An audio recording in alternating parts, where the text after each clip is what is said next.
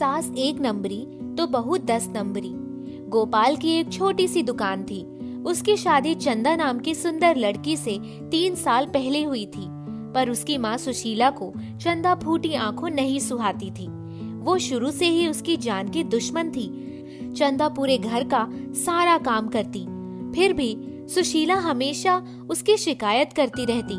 खाने में जरा से भी देर होती तो सुशीला, अरे करमजली, अभी तक खाना भी नहीं बनाया।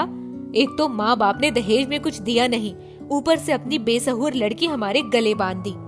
चंदा जब खाने बैठती तो आकर उसकी थाली देख जाती। काम की न काज की, 2.5 सेर अनाज की। कभी कभी तो चंदा खाना भी नहीं खाती। किसी को उसकी परवाह नहीं थी।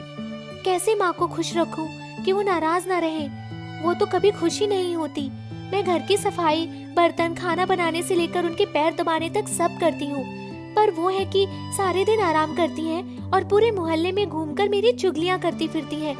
गोपाल के आने पर उससे भी चंदा की शिकायतों का पुलिंदा खोलकर बैठ जाती है।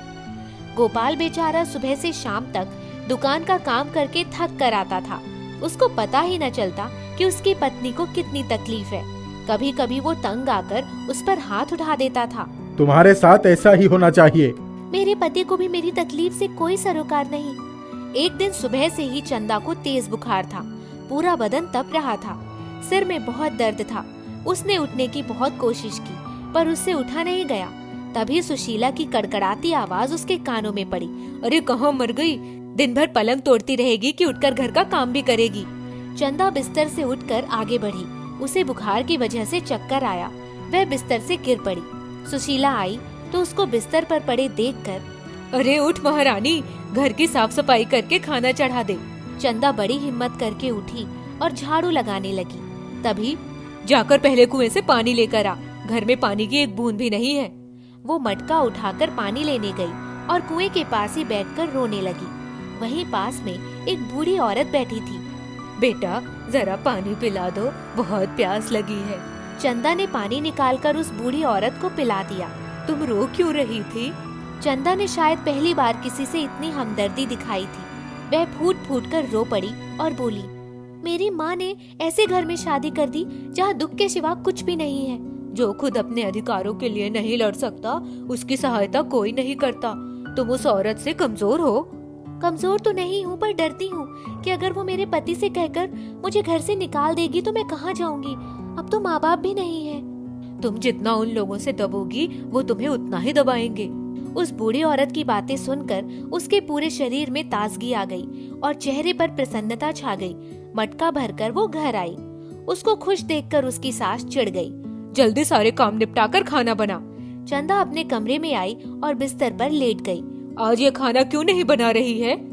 रात को जब गोपाल आया तो उसने चंदा से कहा, आज क्या हुआ तुम्हें? खाना भी नहीं बनाया? मुझे बुखार है, इसीलिए मुझसे उठा नहीं जा रहा है। उसने उसके माथे पर हाथ रखा तो उसका माथा तवे की तरह तेज था। ओह, तुमने माँ को बताया नहीं? बताया था। सुशीला ने जैसे ही चंदा को गोपाल से बात करते सुना, दरवाजे के पीछे खड़ी होकर उसकी सारी बातें सुन ली।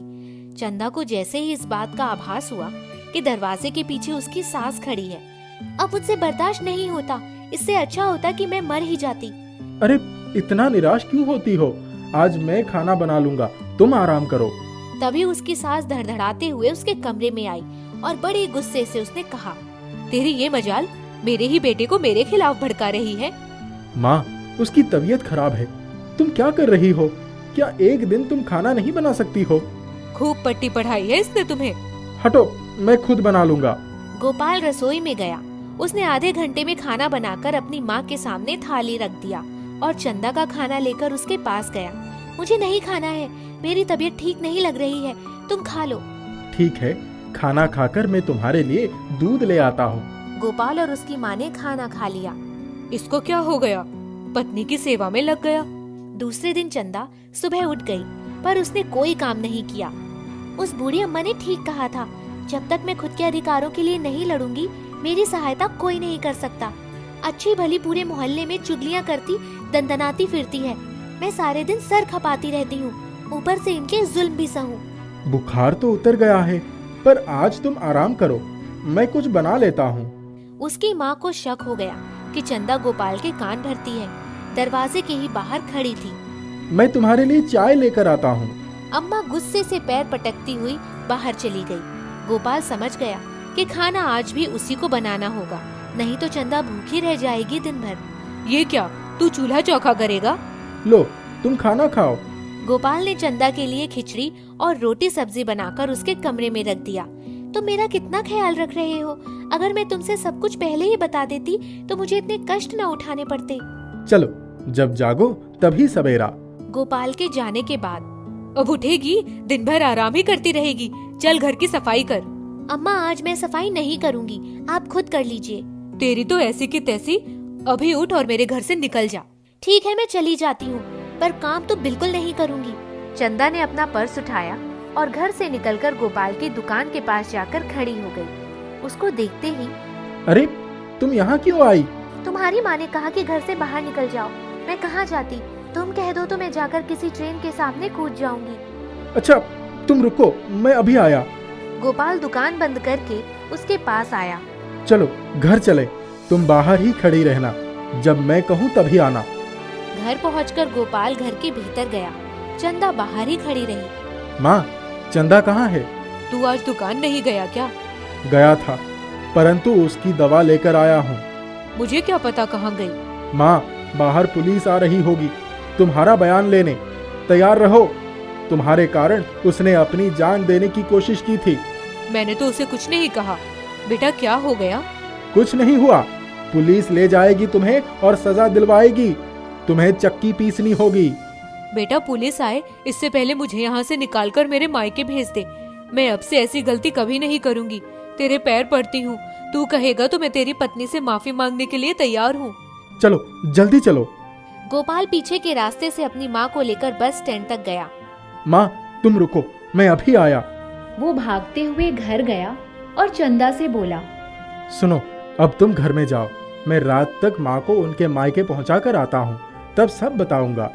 गोपाल माँ को छोड़कर आ गया। अब उनको कुछ दिन वही रहने देते हैं, कुछ दिनों के बाद उनका दिमाग सही हो जाएगा, तब जाकर ले आऊंगा। मैंने ऐसा तो नहीं सोचा था। अम्मा को जब सब कुछ पता चलेगा तो क्या होगा? कुछ नहीं होगा, कुछ दिनों तक हम लोग आराम से रह लेते हैं, उसके बाद देखा जाएगा। दोनों बहुत दिनों तक खुशी खुशी रहे। एक दिन जाकर अम्मा को ले आओ। गोपाल माँ को लेने गया तो बेटा, पुलिस वाले पकड़ ले गए तो? अम्मा, तुम चंदा से माफी मांग लेना, वो पुलिस वालों के सामने कुछ नहीं बोलेगी। घर आकर, बहू मुझे माफ कर दो, मैंने तुम्हारे साथ बहुत अन्याय किया है। अब मैं तुम्हारे साथ ऐसा कुछ नहीं करूँगी। अम्मा, आप मुझसे माफी मांगकर शर्मिंदा मत कीजिए। इसके बाद से सुशीला ने कभी चंदा को परेशान नहीं किया।